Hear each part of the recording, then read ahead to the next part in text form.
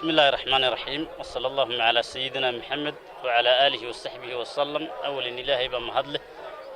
من هذه الله كسكو halkan waxaan ka salaamayaa dhammaan ummadda muslimiinta meel kasta joogaan khaasatan ummadda Soomaaliyeed hoos u soo dhaadhaco bulshooyinka reer Soomaaliland intaba waxaan leenahay ku ciid wanaagsan waxaan halkan ka salaamayaa madaxda qaranka Jamhuuriyadda Soomaaliland ugu horeeyay madaxweynaha iyo madaxweyne ku-xigeenka waxaan leenahay ku ciid wanaagsan caafimaad qabiic cimri dharban ilaahay ni weydiinaynaa ummadda reer Soomaaliland ilaahay waxaan weydiinaynaa amni iyo nabad iyo barwaaqo ilaahu nimcada aadna siisay roobkana noo siyaadi baan leenahay degmada Buuraman waxaan ugu baaqaynaa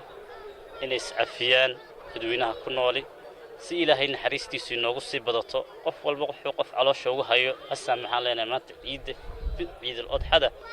darteed maanta caloosha loo faaruqiyo qof walba xumaanta ku jirtay walaalkii ilaahay dartii ha u dhaafo ilaahayna waxaan weydiisanaynaa naxariista uu siiyay inuu inoo siyaadiyo mid khayr qabta. Wassalaamu calaykum waraxmatullaahi wabarakaatuh.